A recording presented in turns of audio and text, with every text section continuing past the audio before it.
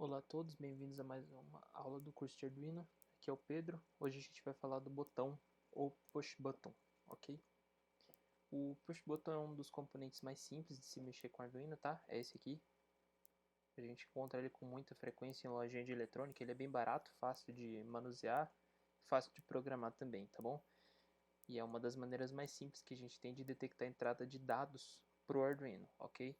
Ele é um componente de acionamento mecânico que encosta contato de fios quando pressionado. Aqui a gente vê no esquema como são os terminais dele, tá? Ele tem 4 pinos.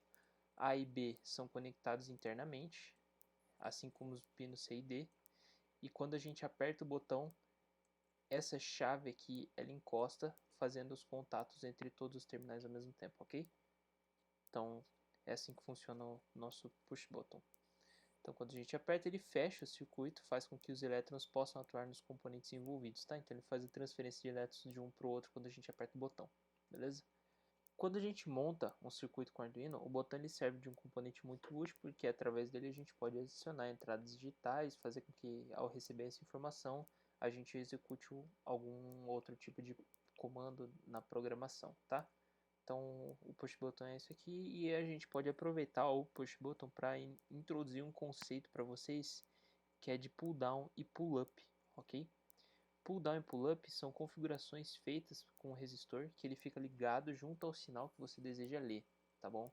Ele serve para garantir que esse sinal, ou seja, a tensão dele, fique em um valor conhecido enquanto o pino não recebe nenhuma tensão, tá?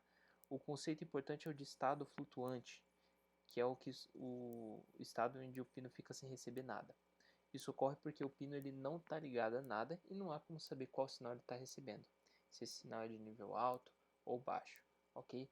Então aqui a gente tem um exemplo, tá, de uma chave que está ligada no pino digital e essa chave ela tá ligada no GND também, tá? Então se a gente apertar o botão aqui da chave, no caso ele vai ligar diretamente ao GND.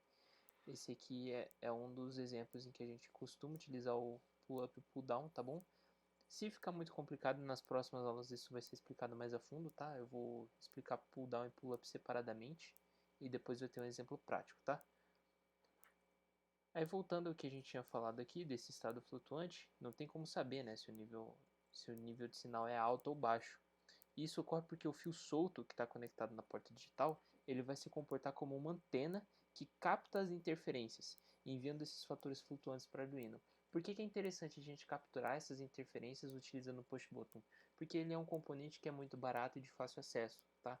Então, para a gente poder garantir, de repente, algum ambiente industrial, que esse botão não falhe, ou se ele falhar, que a gente possa minimizar a perda de algum componente que está atrelado a ele, a gente geralmente faz a ligação em pull up ou em pull down, dependendo da necessidade que a gente quer cumprir com o circuito, tá bom?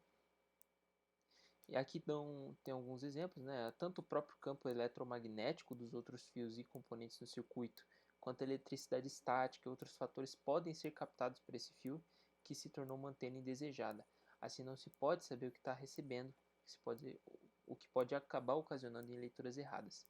Tá? Então esse é o principal motivo pela qual a gente utiliza pull down e pull up, que é para proteger o sinal que a gente está querendo tratar dentro do Arduino, tá bom?